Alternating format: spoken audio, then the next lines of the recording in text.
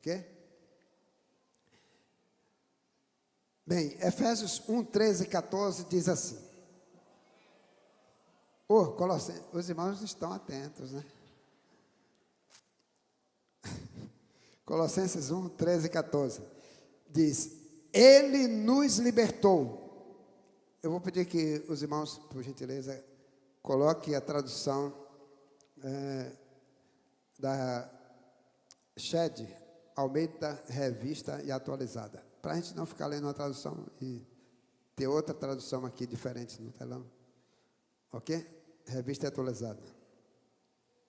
Diz, Ele nos libertou do império das trevas e nos transportou para o reino do Filho do seu amor, no qual temos a redenção, a remissão dos pecados. Espírito Santo, faça-nos compreender esta palavra e que esta palavra possa gerar dentro de nós, no nosso interior, arrependimento, perdão, que possa gerar dentro de nós, Senhor Deus, mudança de vida, entrega de vida ao Senhor.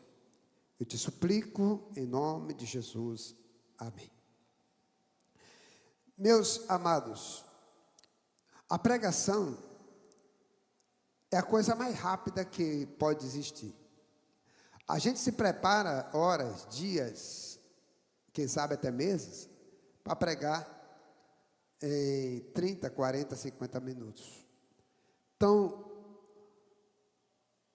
a pessoa quando vai pregar, a menos aqueles que acham que a revelação é chegar aqui, abrir a Bíblia e dizer, o Senhor me mandou para eu ler aqui, falar aqui. Bem, esses, eu não sei o que é que eles vão falar. Eu não sei o que é que eles têm para falar. Mas o pregador que tem consciência, que tem responsabilidade, passa horas, dias, semanas,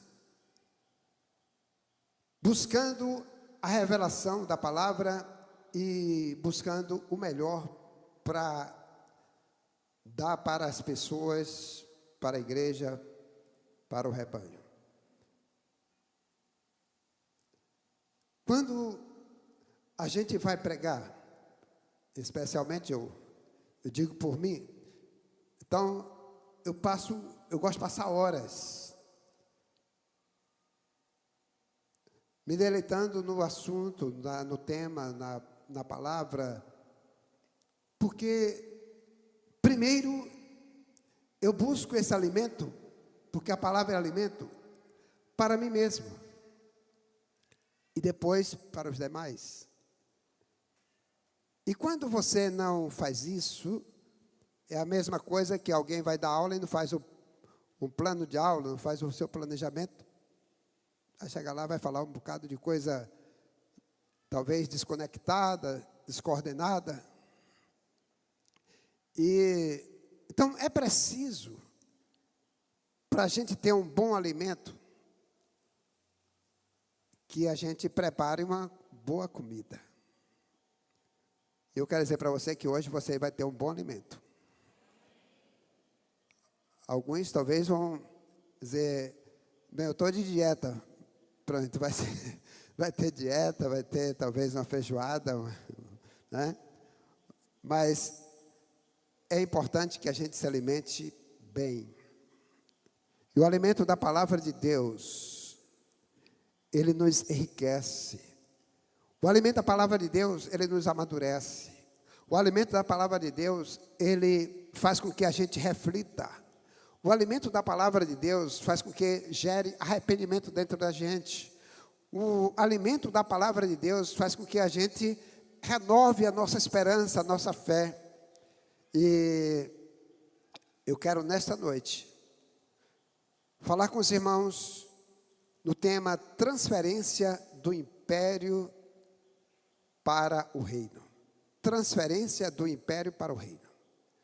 O versículo que nós lemos de Efésios 1:13 diz: Ele nos libertou eu só quero falar Efésios e Colossenses, né?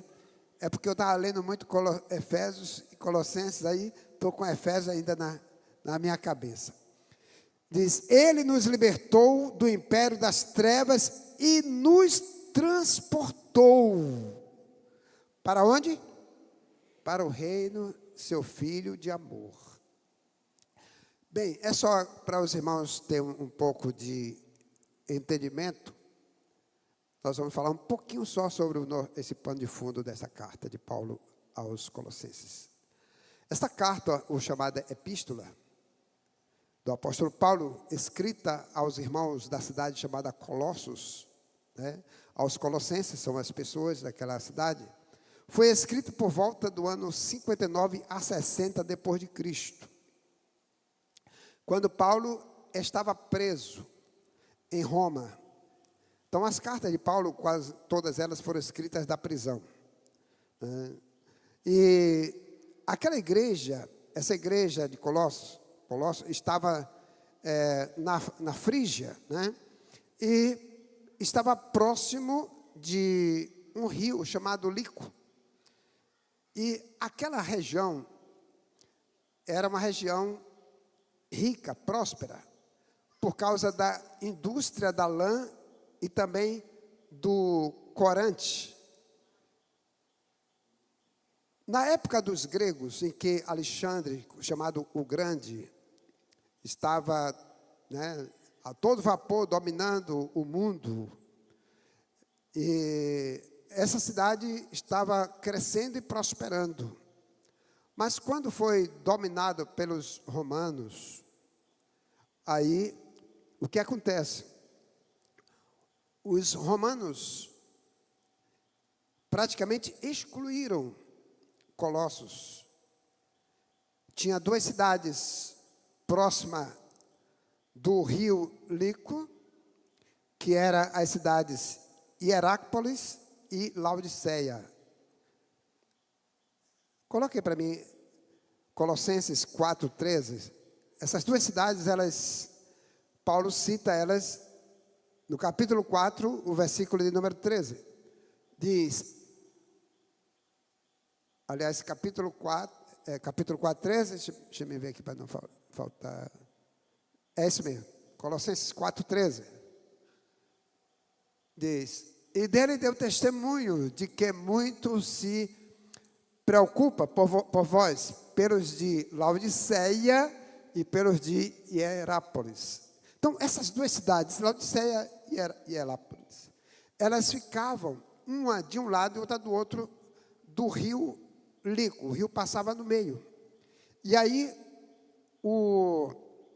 na época, Antíoco, que começou a governar Roma, ele desviou a estrada principal que ligava a Colossos, e que por onde realmente ali ela produzia o comércio dela. Então, desviou a estrada principal para essas duas cidades e empobreceu e diminuiu a cidade de Colossos. Então, a cidade começou a perder força. As pessoas começaram, inclusive, a sair da cidade. E a cidade ficou um tanto empobrecida. Mas ali, naquela região do Lico, que era uma região próspera, migrou pessoas de diversos lugares. Ali tinha gregos, tinha sírios, iranianos. Ali, diz que foi para lá, não por livre e espontânea vontade, mas por força do governo romano. Enviou mais de 50 mil judeus para aquela região.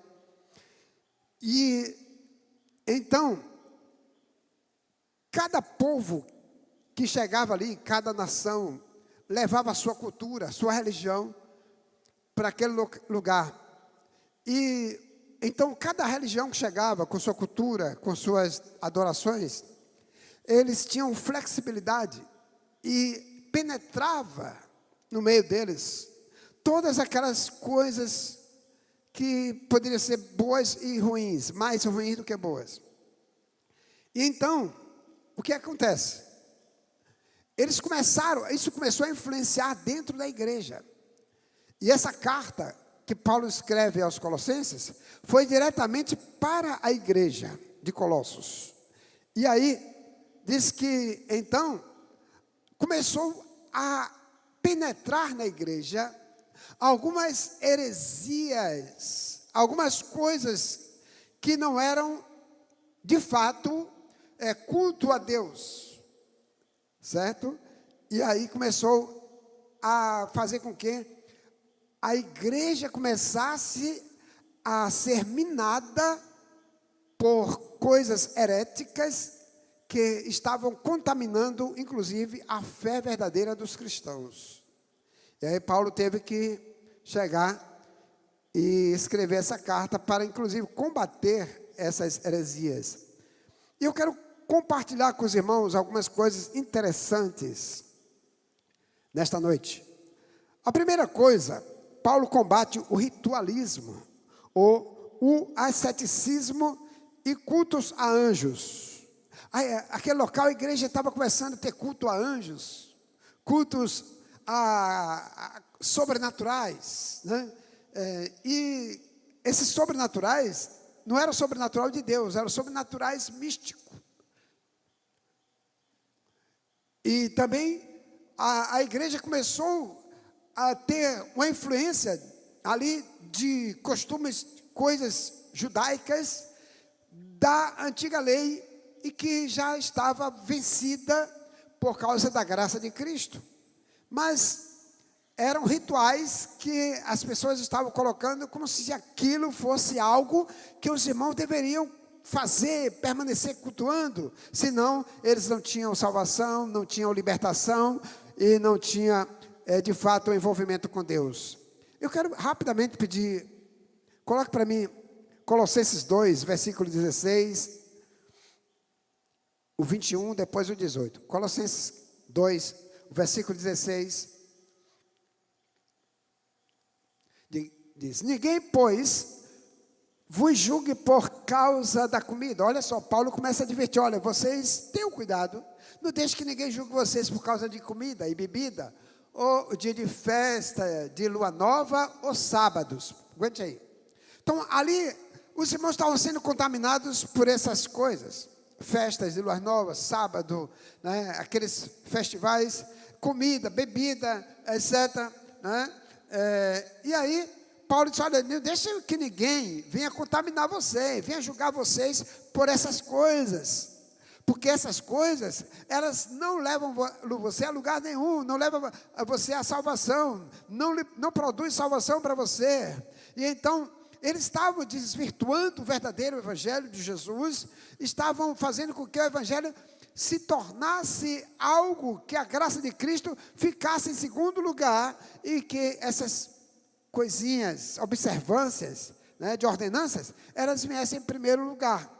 Né? Aí, versículo 21 para mim, por favor, diz: não manuseis. Olha, eles estavam dizendo: olha, vocês não peguem nisso, não peguem naquilo, cheio de coisinhas, né?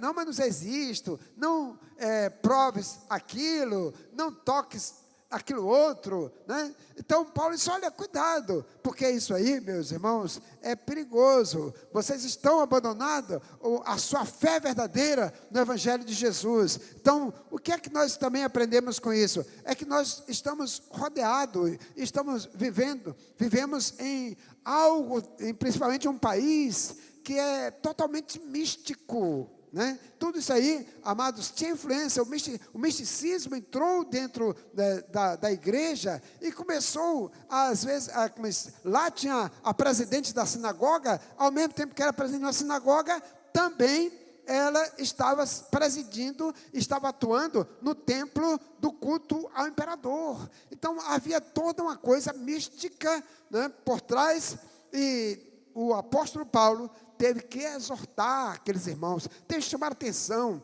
Amados, nós sabemos que nós vivemos em um mundo tão né, por coisas místicas, e as pessoas começam a acreditar, só quer ver coisas assim, sei lá, tão sobrenatural, que não é sobrenatural assim, né? E começa a criar coisinhas, olha, aí começa a ter coisinhas que são doutrinas humanas, e começam a minar a igreja de Jesus, e tentar eliminar a graça de Cristo, o poder da graça do Senhor, porque Jesus Cristo veio para nos dar vida com abundância, Ele veio para nos libertar do império das trevas, e por isso mesmo, amados, nós não somos salvos por essas coisas. Você não é salvo porque você é bonzinho, né? Não é porque você é bem educado, isso tudo nós temos que ser, né?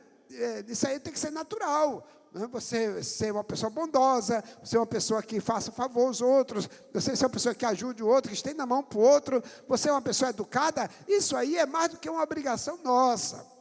Mas nós não somos salvos por essas coisas, irmão. Não somos salvos pela elegância, não somos salvos porque fazemos favor a ninguém, não somos salvos porque damos porque tem pessoas, até cristãos, que acham que é salvo, não, porque deu uma cesta básica. Meu Deus, coitado, pobre de você que pensa assim. Você dar alguma coisa a alguém, irmão, isso não compra você não compra a sua salvação por essa coisa, você não vai ser mais santo, mais crente, porque deu alguma coisa a alguém, deu um remédio, pagou o aluguel para alguém. Não, olha, você faz isso porque é o nosso dever fazer as boas obras e ter coisas que você tem que fazer para abençoar os outros, mas ninguém é salvo por essas coisas. Por isso Paulo disse assim: pela graça que vocês são salvos, meus irmãos, por meio da fé. E isto não vem de vocês, não vem de vocês, do que vocês fazem, é dom de Deus. Amém? Amém ou não amém? Lemos aí o 16, 21, mas tem o 18 também, né? Veja o versículo 18. Olha só, diz: ninguém se faça árbitro contra vós outros, pretextando humildade de culto dos anjos, baseando-se em visões, enfatuado, sem motivo algum, na sua mente carnal. Irmãos, olha, né, quem sabe até hoje, né, tem pessoas, né, que às vezes é guiado por cultos a anjos, né, as visões, né, tem pessoas que guiam a sua igreja, o seu rebanho, ou pessoas chegam dentro da igreja e dizem: eu tenho uma visão, e quer que essa visão se transforme em uma doutrina, né, porque ele teve uma visão. Bem, visão é uma coisa particular, é uma coisa individual, e ninguém sabe se essa visão, ela está sendo certa ou errada, se está sendo verdadeira ou não. Então você não tem como medir. Então, por isso, ela não serve para guiar o culto. Então, aqueles irmãos, lá estavam pessoas que estavam querendo implantar dentro da igreja visões, né? Olha, estou tendo uma visão aqui. E aí, há pouco, estava fazendo com que aqueles irmãos se movessem dentro da visão dele, né? Criava um culto particular. E aí, era guiado pela visão. O culto aos anjos, ou até mesmo porque teria cultos que não fossem aos anjos, eram demônios. Sabe por quê? Porque foi criado que lá naquela época, assim, olha, Cristo, ele não pode vir, ser uma pessoa física, ele é totalmente espiritual, ele é espírito, né? É espírito, e ele não foi capaz de se tornar homem, né? Não, por quê? Porque o corpo é totalmente mau, o corpo é mau, né? Tem pessoas que têm essa impressão, que o corpo é mau, né, irmãos? O seu corpo não é mau, o seu corpo é bom. Sabe por quê? A Bíblia diz que nós somos nosso corpo é templo do Espírito Santo. Então o templo do Espírito Santo não pode ser mau. Temos alguns desejos que são maus, mas o corpo não é mau, né? Então o corpo não é mau, o corpo é do Senhor, é templo do Espírito Santo. Eu posso ouvir um glória a Deus aí? Seu corpo, meu irmão, é templo do Espírito Santo. Você não pode olhar para o corpo e dizer que o seu corpo é mau. O seu corpo é abençoado por Deus. Tudo que você tem no seu corpo é abençoado por Deus. Então, você não pode ficar dizendo, como se fosse totalmente espiritual. Você não é espírito só, você é um ser humano que tem espírito, né, tem uma alma, é movido por esse corpo físico, que todo mundo pode olhar para você e ver a beleza que está em você, ver Cristo em você. Você é a imagem e semelhança de Deus. O Espírito Santo está dentro de você quando você aceita Jesus. E você, meu irmão, minha irmã, é uma pessoa que Cristo ama e que você tem que gostar, né, deve gostar pelo menos das coisas boas que faz bem a você. Então, por isso, sabe por quê? É porque naquela época também, é por dizer, não toque nisso, não coma isso, é porque dizer, não, nós não podemos desfrutar de nenhuma coisa prazerosa. Aquilo que é prazeroso é da carne, não é do espírito. Então, amados, vai depender de cada um. Tem momentos com a feijoada é gostosa, não é verdade? Uma feijoada com aquele molho lambão, quem pode comer, né? Um mocotó, cada momento é um mocotó. Tem hora que a pessoa, né, vai tomar aquela sopa, que delícia. Aí vai outro lá e gosta daquele prato do açaí. Só é comer o açaí ali daquela irmã que se apaixona. Tem outros que, então cada um gosta. E isso não é nada de errado. Errado é você comer coisas, às vezes, que pode lhe prejudicar. Então, você tem que ter um certo controle. Você pode comer de tudo, mas ter cuidado na hora de comer. Então, amados, nós temos que ter cuidado, sabe por quê? Porque aqueles irmãos estavam, aquela igreja está sendo contaminada. E ali, Cristo estava desaparecendo da igreja. Então, amados, o centro da igreja é Cristo. A alegria da igreja é Cristo. A fé da igreja está em Cristo. Então nós nos movemos por Cristo, porque dele e por ele e para ele é que são todas as coisas. Aleluia. Glória a Deus. Amém.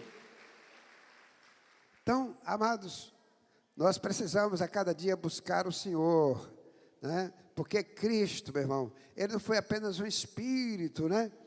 Não, Cristo era um homem, Deus se fez carne, e o Espírito Santo habitou nele.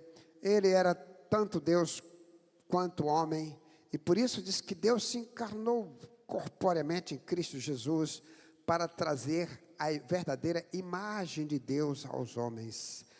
Veja comigo aí, Colossenses 2, versículo 9, Colossenses 2, 9, diz assim: porquanto nele habita, o quê? Quero que a igreja pregue comigo. Nele habita o quê? Corporalmente, toda a plenitude, a totalidade da divindade estava nele, em Cristo Jesus, homem.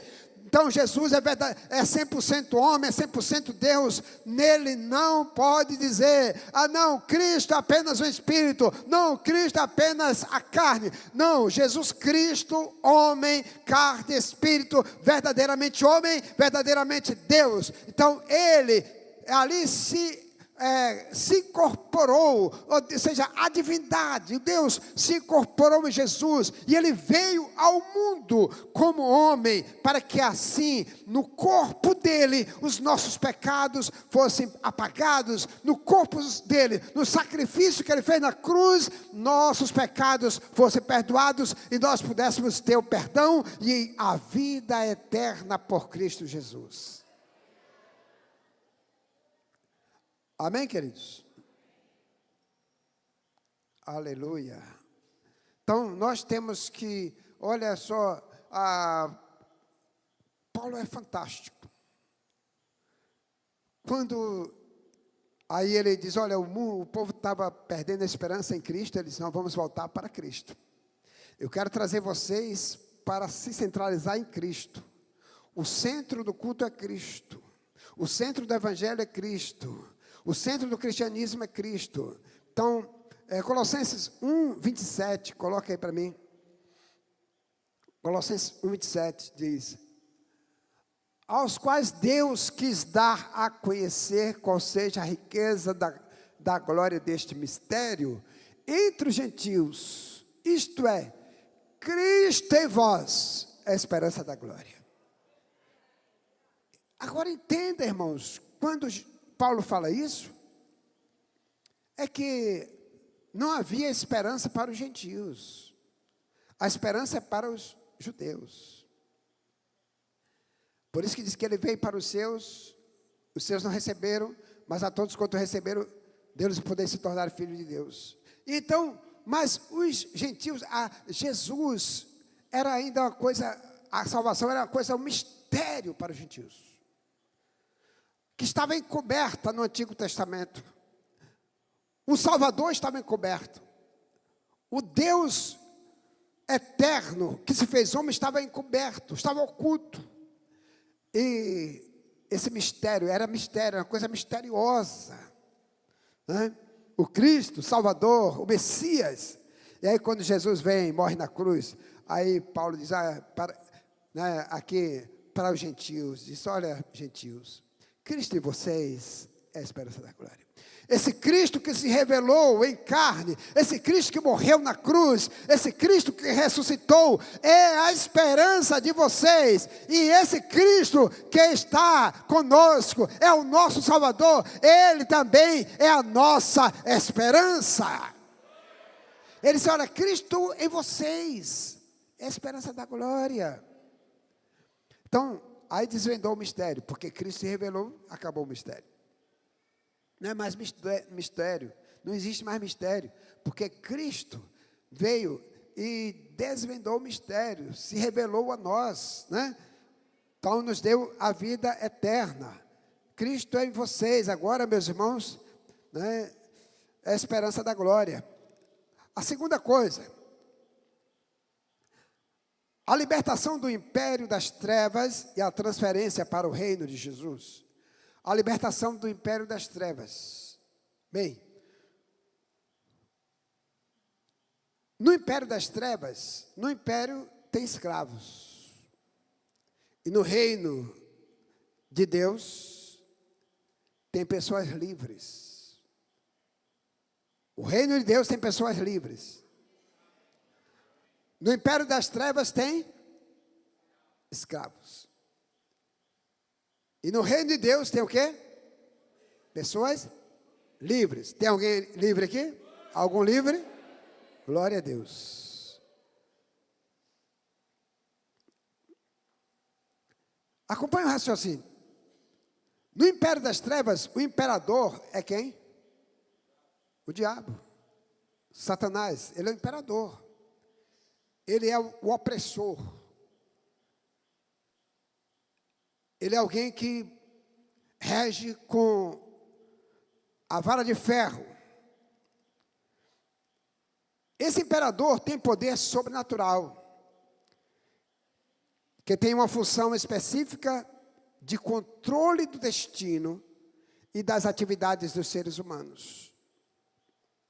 É por isso que nós temos que, se nós que a Bíblia diz que somos espirituais, nós precisamos ter um entendimento, sabedoria, que quando o mundo entra na normalidade,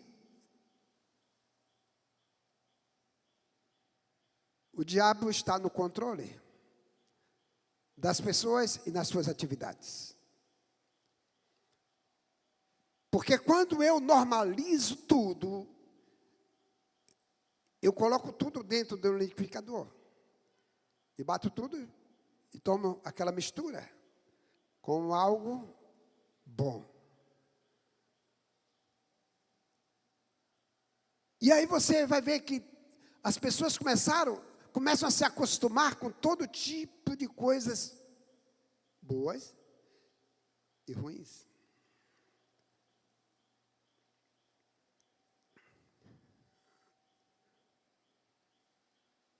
A gente começa a ver que o império das trevas é hostil, mata, destrói família, destrói saúde, destrói finanças, destrói o psicológico das pessoas, destrói a moral das pessoas. E olha só o que é que o diabo, o controlador das pessoas e das suas atividades quer. Que nada seja imoral. Considere tudo normal.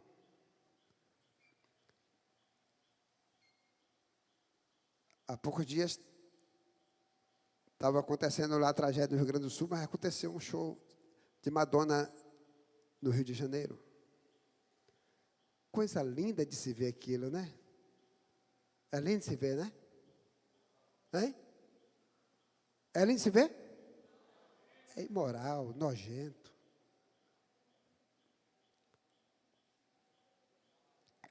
Aquilo tinha a ver com os cultos que eram feitos dentro dos templos das deusas gregas e que era feito em oculto.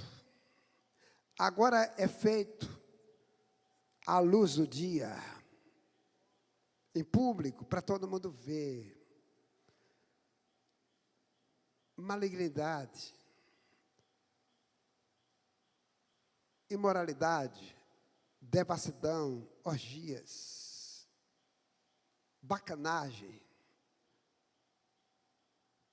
E começam, talvez, até crentes a achar aquilo normal, normalizar. Irmãos, nada disso é normal. Aquilo ali, as obras das trevas, que o imperador das trevas, Satanás, começou a controlar até as atividades e a mente das pessoas para normalizar. Para que o certo agora se torne errado. Olha só, uma pastora, aliás, não é pastora, uma irmã, colocou aí em BH, falando que no Rio Grande do Sul estava tendo essa catástrofe. Nós não podemos associar, mas que é a verdade que no Rio Grande do Sul existe o estado pior do que a Bahia em termos de macumba.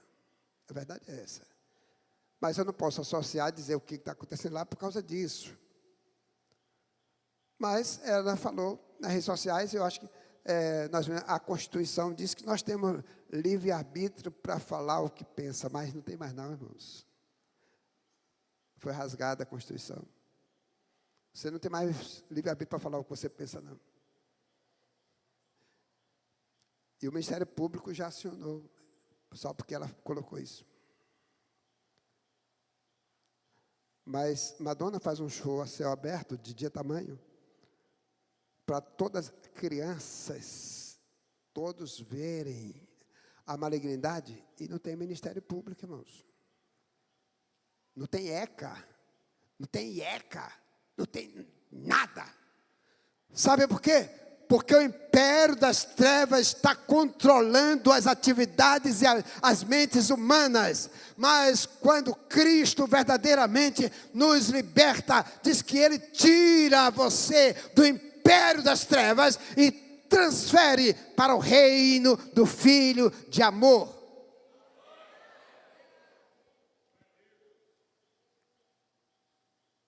Chamar dois cabras bonitos aqui. Vem aqui, chamar mais Márcio. Vem aqui em cima. Rapaz, cara.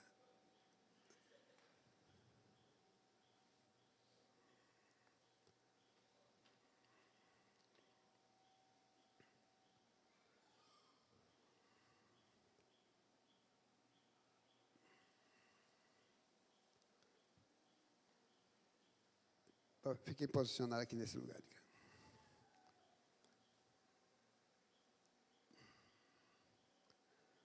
Então, o imperador das trevas é tirano, meus irmãos. Assalta a nossa alma. Ele é destruidor, opressor, maligno, devastador. Por isso que diz que ele é pai da mentira. E diz que ele veio para matar, roubar e destruir o ser humano, as almas.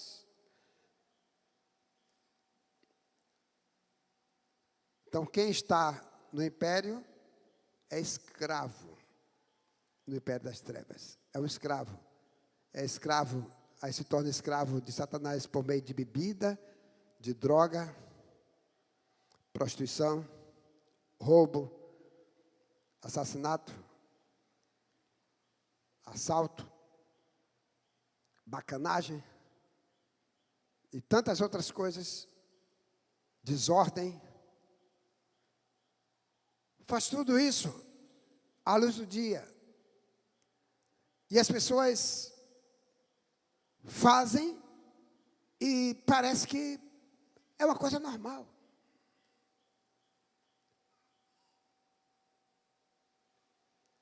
Porque estão aprisionadas.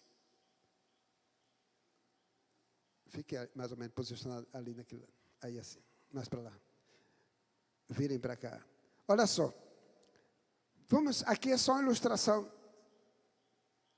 Diz, aqui o texto sagrado diz assim, que Paulo diz assim, ó, ele nos libertou do império das trevas e nos transportou para o reino de seu Filho de amor. A palavra transportar aqui é tirar de um lugar e levar para outro. Tirar de um ambiente e levar para outro. Vou tirar vocês aí e vem para cá. Esse lugar aqui. É sair do lugar de império das trevas e foram transferidos, transportados para o reino de seu Filho de amor. Amém? Então, fiquem um pouco mais aí. Olha só. Então você estava no ambiente, vocês estavam no ambiente de escravidão, de hostilidade, de fazer trabalho escravo, atividades escravas, de fazer até o que você não queria, porque tem pessoas que não deixam de beber, não é porque não querem, elas querem até deixar de beber, mas não conseguem. Eu conheço pessoas que dizem, eu quero deixar de fumar, mas eu não consigo. Outras querem deixar o vício, mas que não está conseguindo, estão presas pelas garras desse tirano. Mas sabe por quê? Tem pessoas que querem se libertar sozinhas. Tem pessoas que querem usar sua própria força. Tem pessoas que querem dizer, não, quando eu ficar bem, eu vou para a igreja, eu vou aceitar Jesus. Quando eu deixar isso, não é quando você deixar, ei, você que está aí me ouvindo também na internet, você não vai se libertar deixando. Você vai se libertar aceitando Jesus como seu Salvador, e é Ele quem vai lhe tirar do império das trevas e vai transportar para o reino do Filho de amor.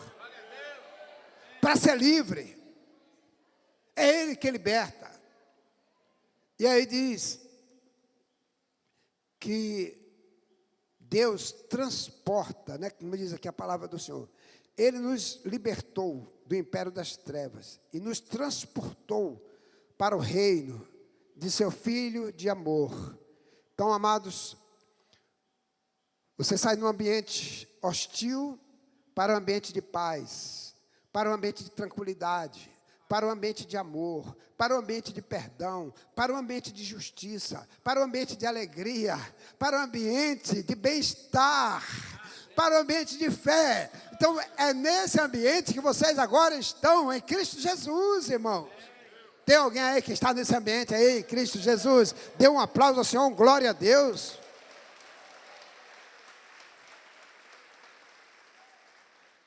Então você não está no ambiente de escravidão. Você sai desse ambiente de escravidão para o ambiente da liberdade. Por isso que diz lá em João 8,36. Coloca aí João 8,36. João 8,36. Se, pois, o Filho vos libertar, o que é que acontece? Se, pois, o Filho vos libertar. Então, se Jesus libertar você, você é verdadeiramente livre. Você não fica mais preso a coisa nenhuma. Né? Tem até um grupo, né, chamado Grupo Alcoólicos Anônimos, que eles fazem um trabalho, não vou dizer que o trabalho deles é ruim. Né? O trabalho é bom, porque as pessoas vão para lá e tal, e vão ali, conseguem deixar até a bebida, Mas tem um problema com eles, e que eles ainda não conhecem. É que eles dizem que uma vez alcoólatra, para sempre alcoólatra. Mentira. Porque Jesus liberta, meu irmão. Liberta o alcoólatra. Tira desse império de trevas. Consegue libertar e trazer para o outro ambiente, para o reino da luz, para Jesus. E a pessoa não é mais alcoólatra, é livre. Não existe isso em Cristo Jesus. Uma vez alcoólatra, sempre alcoólatra. Uma vez drogado, sempre drogado.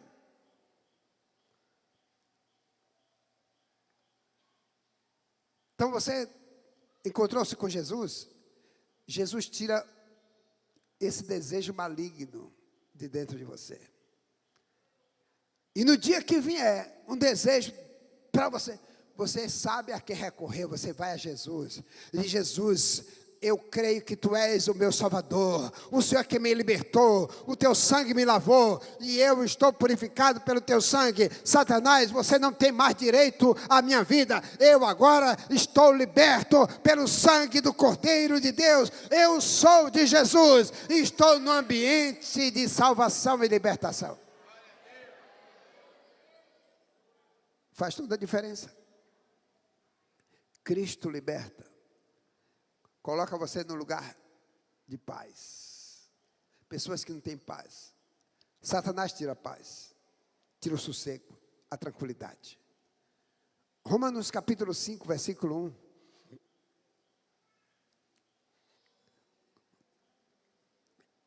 Aqui tem dois pregadores, eles gostam de pregar, por isso que estão aqui comigo. Romanos 5, 1 diz assim, olha só. Justificados, pois, mediante a fé, temos o quê? Paz com Deus, por meio de quem? De nosso Senhor e Salvador Jesus Cristo. Você é justificado, ou seja, você se tornou justo, seus pecados foram perdoados. Agora você vai gozar de paz com Deus. Ou seja, você estava brigado com Deus, literalmente. Você estava afastado de Deus, você estava num ambiente de hostilidade, você estava no ambiente de trevas, mas agora você encontra a luz, e você sai desse lugar de trevas, e agora é transportado, é transferido para o reino da luz, para Jesus, e agora você encontra paz com Deus. Porque Jesus é a nossa paz. Eles deixam-vos a paz, a minha paz vos dou, não dou como o mundo dá. O mundo dá aquela paz momentânea, de bebida, de droga, de coisas assim, de sexo. Aqueles momentos depois vem frustração, depressão, ansiedade, medo, vergonha, um bocado de coisa misturada. Terceiro e último. Duas coisas interessantes Paulo ensina em Colossenses 1,14. Agora o versículo 14. Vamos lá, coloque aí para mim. Versículo 14, Colossenses 1,14. Duas coisas interessantes ele nos ensina nesse versículo. A primeira coisa, diz que nós temos a redenção. Diz, no qual temos a redenção, a remissão dos pecados. Então, a primeira coisa que Paulo nos ensina é que nós temos o quê? Temos o quê? Redenção. O que é redenção? Porque às vezes tem uns nomes assim na Bíblia que fica assim, parece que, a gente fica meio sem entender direito. Mas o que é redenção? A palavra redenção é uma palavra grega, apolostros, que significa soltar, libertar. Então, aí tem dentro desse bojo uma analogia do processo de receber a carta de alforria. Você foi liberto. Você recebeu a libertação. Alguém aqui recebeu a libertação? Alguém foi liberto aqui por Jesus? Amém? Então, olha só. A palavra aqui, redenção, é a palavra ser liberto, ficar livre. Então, Jesus nos libertou, nos tornou livre, tirou do império das trevas, transportou para o reino de amor de Jesus. Você é liberto. Agora eu quero dizer uma coisa para você interessante. A pessoa pode, vamos supor, se fosse num processo natural, uma pessoa pode ser liberta, vamos supor, né, da escravidão de alguma coisa, mas carregar dentro dela um sentimento de culpa por alguma coisa que fez no passado. Ela está livre, mas está carregando sentimento de culpa. Está carregando dentro dela um peso. Sabe por quê? Porque ficou livre, mas a culpa continua aqui dentro. Aí Jesus, olha, vocês foram livres, foram libertos, mas também não só isso, eu fiz a remissão. Olha só, a parte B diz, temos a redenção, o que mais? Essa segunda coisa, a remissão, que quer dizer, eu tirei a culpa de você. Eu removi a culpa. Eu deixei você livre, mas eu tirei de dentro de você toda a culpa. Todo pecado foi apagado. Você é livre não só da tirania do diabo, mas você é livre também das prisões da sua mente, que você carregava dentro de você, da sua culpa. Você não é mais culpado do pecado. O peso do pecado agora não está mais sobre você, porque eu tirei esse peso. Eu removi todo o pecado que você cometeu: o adultério, a prostituição, a mentira, a embriaguez, o assassinato, o roubo. Quem sabe a mulher que abortou e aí carrega um peso na sua mente, se culpa, mesmo sendo uma cristã, está se culpando até hoje por causa daquela coisa que fez. Mas agora Jesus diz, não, eu removo da sua mente a culpa. Eu removo de dentro de você a culpa. Você não pode carregar mais esse peso. Você está perdoado, perdoada, e você agora está totalmente livre. Uhul! Glória a Deus. Então a redenção é o quê? A libertação. E a remissão? O perdão do pecado. Tirar a culpa, remover o sentimento de culpa por pecados praticados, né? Etc. Estamos chegando aqui já quase ao final. Então, amados, Satanás é aquele que gosta de colocar culpa. E as pessoas ficam aprisionadas. Mas, apóstolo, eu fui crente, depois de crente, eu dei uma escorregada. Eu fiz uma coisa que eu considero que é pecado.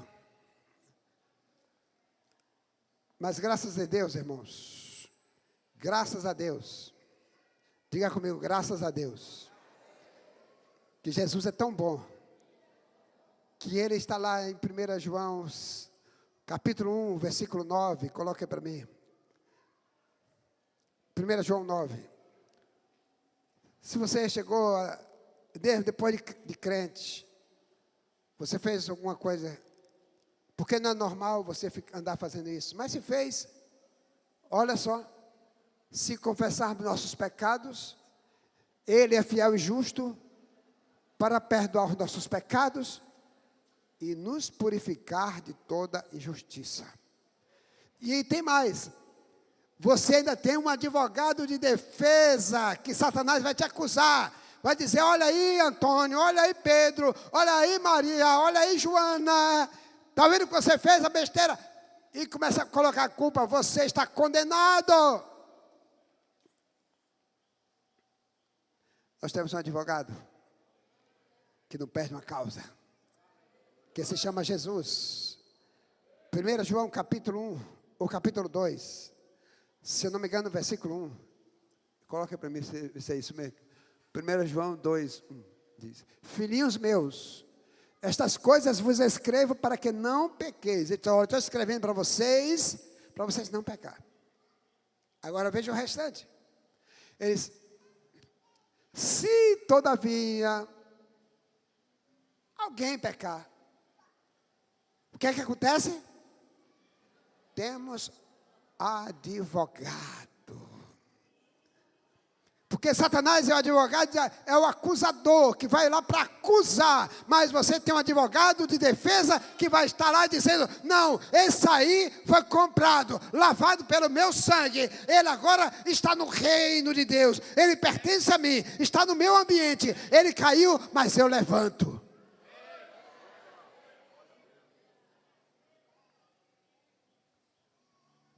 E graças a Deus, por fim,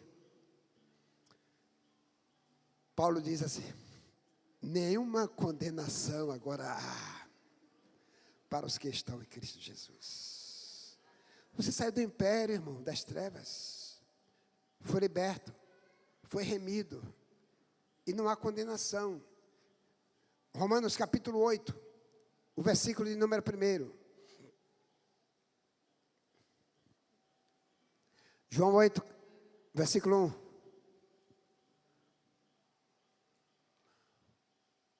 Diz: agora, pois, já nenhuma condenação há para os que estão em Cristo Jesus. Tem alguém aqui que está em Cristo? Nenhuma condenação há para você que está em Cristo Jesus. Você foi liberto, você foi remido, você foi perdoado, removeu a culpa, você é livre, você agora tem Jesus no seu coração, você saiu desse ambiente de hostilidade, esse ambiente maldoso, esse ambiente que mata, que destrói, esse ambiente que ele empurra para o abismo. Agora você foi liberto e foi transferido para o reino de amor, onde aqui existe paz, onde existe amor, onde existe perdão, onde existe alegria, onde existe certeza de vida eterna, porque agora a Bíblia diz: nenhuma condenação há, meus irmãos, para aqueles que estão em Cristo Jesus.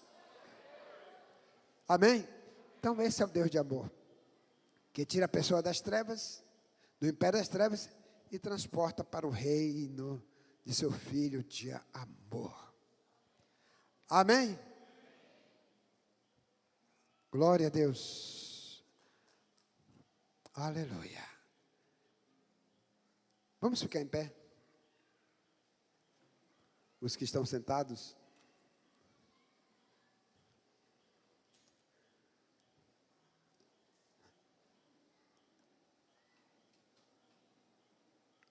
Eu vou pedir aí, rapidamente.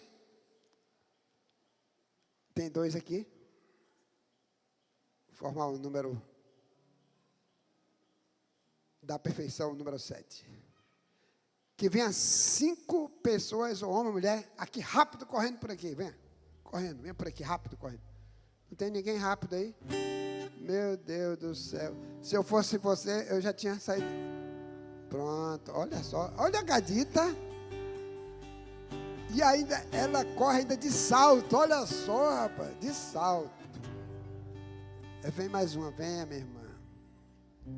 Olha só, eu estou encerrando aqui. Pode ficar aqui mesmo, aqui de frente para cá. Olha só. Eu vou fazer a mesma coisa que os outros.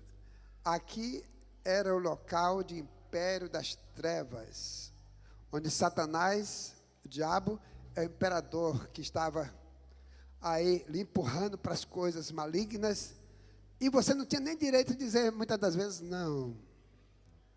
Mas Jesus libertou os irmãos e transportou para o reino de amor.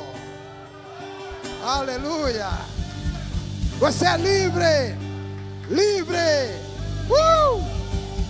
Eu sou livre! Diga comigo, eu sou livre! Jesus me libertou! Aleluia! Glória a Deus! Os irmãos estão prontos para louvar o Senhor? Então vamos, fiquem para vocês louvarem comigo, e esse grupo de louvor.